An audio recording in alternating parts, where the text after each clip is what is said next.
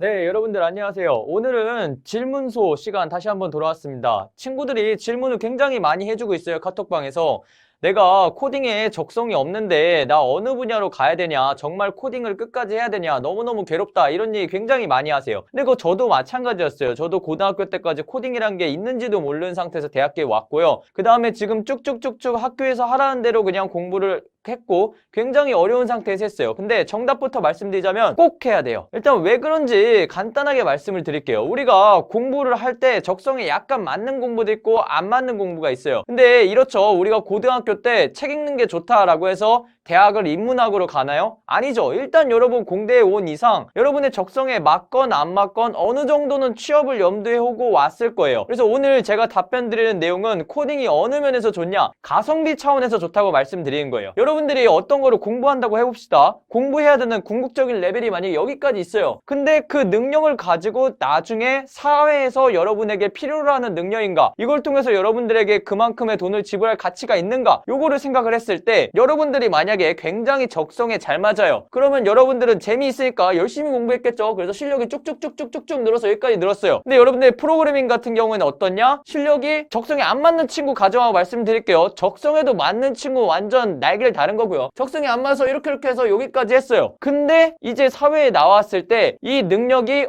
얼마만큼 회사들이 원하는 능력과 관련이 있는가? 이거는 우리나라에 한해서 우리나라 산업구조에 한해서 말씀을 드리는 거예요. 이 경우에는 요 정도 만약에 필요하다고 하면은 요 어떤 능력, 요걸 딱히 어떤 거라고 말하진 않지만 여러분들이 학부 1, 2학년 때 경험해보는 그 정도 레벨에서 배울 수 있는 그런 것들, 그거 아무리 여러분들이 적성에 잘 맞아서 그 안에서 잘해서 성적을 잘 맞는다 하더라도 밖에 나왔을 때 그게 실질적으로 대기업, 중소기업 이런 데서 쓰일만한 가능성은 요렇다는 거죠. 아니 생각을 해보세요. 우리가 옛날에 막 스티븐 잡스 나오고 막 감성 나오고 인문학의 중요성 이런 거 굉장히 많이 했었죠. 그렇게 해서 만약에 인문대를 나왔을 때 여러분들이 실제로 회사에 가서 그 배운 인문학 아니면은 뭐 사람 관계의 기술 이런 거가 수치적으로 우리가 취업을 하는 데 있어서 실질적으로 얼마나 도움이 됐을까요? 마찬가지예요. 제가 생각하는 개인적인 의견이긴 하지만 가장 여러분들이 힘들게 공부를 하긴 하더라도 그거 대비 가성비, 힘들게 공부한 걸 충분히 보상받을 수 있는 그게 기계, 회로, 뭐 전자기학, 뭐 광학 이런 걸 다 합친다고 하더라도 저는 프로그래밍이 가장 가성비가 높다고 생각해요. 그렇게 말씀드리는 근거를 하나씩 지금부터 말씀을 드릴게요. 일단 첫 번째, 제가 생각하는 공학이라고 하는 건요, 어떤 문제의 해결이에요. 예를 들면 문제가 이런 거 있어요.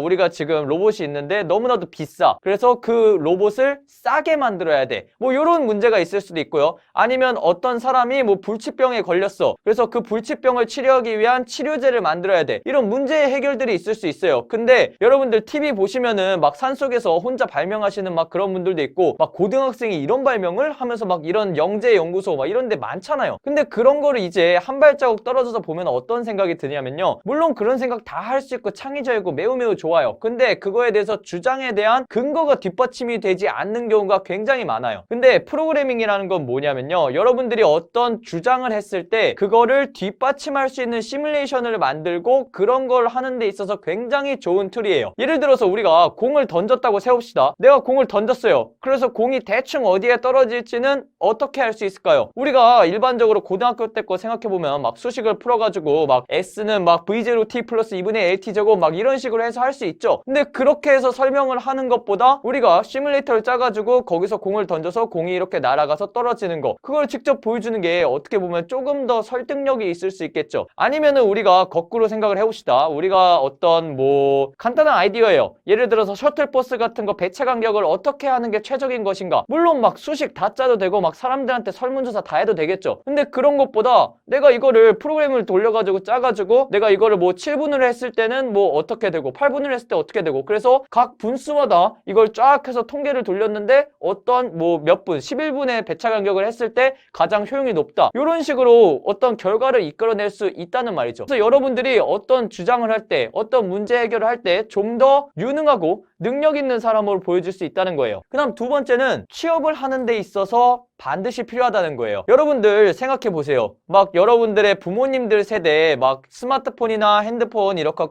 스마트폰, 핸드폰 똑같은 거지. 뭐 스마트폰이나 아니면 노트북, 뭐 인터넷 이렇게 가르쳐 드리면서 답답했던 경험들 굉장히 많죠. 그러면서 이해가 안 되실 거예요. 난 이게 이렇게 쉬운데 이게 뭐라고 이렇게 우리 부모님들은 어려워하시고 힘들어하실까? 아니면 여러분들이 회사를 갔을 때 막 엑셀 가지고 우리는 간단한 막 수식 같은 거, 뭐 썸, 아니면 평균, 아니면 뭐 랭크, 뭐 이런 거 하는 게 되게 자연스러운데 그런 거 하나 못 해가지고 막 손으로 일일이 이렇게 막 복사해서 붙여넣기 하고 이런 어르신들 굉장히 많이 봤을 거예요. 근데 여러분이 만약에 지금 코딩을 하지 않으면 여러분들의 아랫세대는 코딩이 자연스러운 그런 세대인 친구들이 점점 올라올 거예요. 그래서 지금 제 생각에는 여러분들 대학생에 있는 여러분들은 그 과도기적 상황에 있다고 생각해요. 그래서 여러분들이 지금 그 고통스러운 그 적성에 안 맞는 코딩을 그래도 끝끝내 이기면서 학부 레벨 내에서라도 했느냐 안 했느냐가 여러분들이 일단 취업을 하는 데 있어서도 결정을 굉장히 많이 지을 거고요. 취업을 하고 나서 여러분들이 얼마나 오랫동안 자기가 유능한 엔지니어로서 혹은 문제 해결 능력을 얼마나 가진 사람으로서 지니는 것도 저는 나중에 굉장히 중요해질 거라고 보고 있어요. 그래서 이런 여러 가지 측면에서 저는 여러분들이 지금 아무리 적성이 안 맞고 코딩이 힘들고 내가 가려고 하는 분야가 절대 코딩이 쓰이지 않을 것 같다라고 한다 하더라도 여러분들이 영어 배우는 거 그냥 내가 미국 사람이랑 말할 일 한 번도 없을 것 같으면서도 어느 정도는 배우잖아요. 그런 느낌으로 일단 여러분들이 공대 그리고 컴퓨터 관련 있는 학과에 왔으면은 그 좋은 기회를 절대 놓치지 말고 잡으셔서 졸업을 하셨으면 좋겠어요. 네, 오늘은 여기서 마무리할게요. 감사합니다.